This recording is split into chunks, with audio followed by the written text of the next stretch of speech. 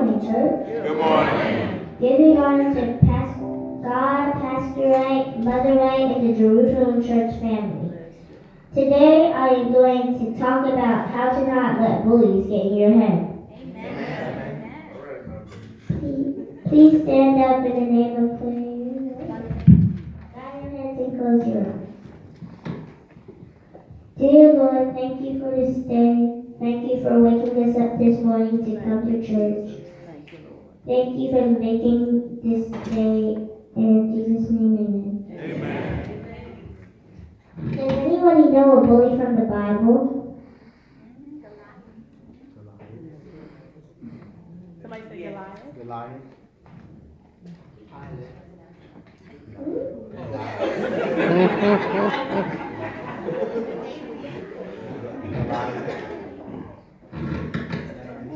Okay, let's get down to business. If you know the story of Moses, please raise your hand. Grown-ups too.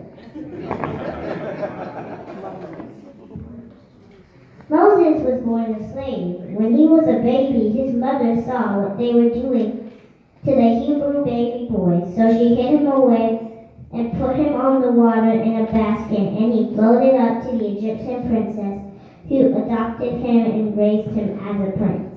But as he got older, he saw what the Egyptians were doing to the Hebrew slaves. One day, he saw an Egyptian man trying to hurt a slave. Moses stood up for the slave and accidentally killed the Egyptian man.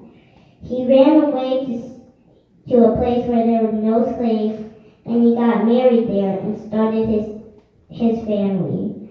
One day, he went up to a mountain. God spoke through a fiery bush that never burned. God told Moses to go back to Egypt and tell him to let the Hebrew people go. Moses' story is the perfect example of how to not let a bully get in your head. Moses followed God's instruction, was able to stand up to the bully Pharaoh and bring his people to freedom. 2 Timothy Chapter 1, verse 7 says, "For the Spirit God gave us does not make us timid, but gives us power, love, and self-discipline." What does it mean to be timid?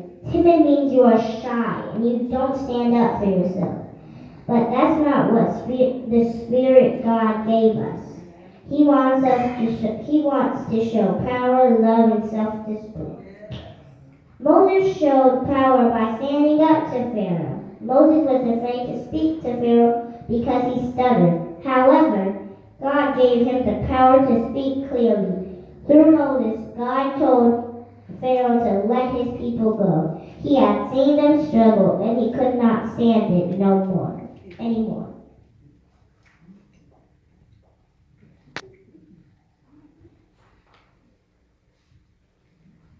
Moses showed love by warning Pharaoh of the plagues that God was going to send. God sent locusts, frogs, and disease to the land of Egypt. He also killed the firstborn. Moses warned Pharaoh of these plagues, but Pharaoh did not listen. He thought he was everything, but he was wrong. Moses showed self-discipline. He listened to God and stayed in the land of Egypt, even though bad things were going to happen. Just think about it. If you knew that the land would be filled with locusts, frogs, and disease, would you have stayed? Moses waited until the right moment when God told him it was time to leave. Just like Moses, our ancestors who were slaves could not be timid and could not let the bullying slave owners get in their head. They had to show power, love, and self-discipline. Some of them showed power by teaching themselves how to read and write. Some other slaves, like Harriet Tubman, showed power by escaping to freedom and helping others on the Underground Railroad. The slaves showed love by taking care of each other through the hard times. And they showed self-discipline by doing the work that they were asked to do and not attacking the slave owners. Like Moses, they waited until the right moment to leave. In In closing, we could use the examples of Moses and the slaves to show us how to not let bullies get in our head. We have to study 2 Timothy chapter 1, verse 7 and know that the Spirit God gave us does not make us timid, but gives us power, love, and self-discipline.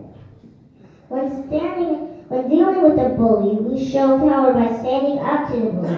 You can stand up for yourself by saying, I do not like that. That is not nice, and stop it. You show love to the bully by loving your enemy instead of hating them, because we don't know what's happening in their lives. One of their loved ones may have died or had an injury or something really bad happened to them. We just don't know. So we show them love. When dealing with a bully, we can show self-discipline by not hitting them with our fists if they're only using mean words. We can walk away or ignore them. However, we should defend ourselves, but we can also show self-discipline. Every day we have the opportunity to not be timid, not let bullies get in our head, and serve God through power,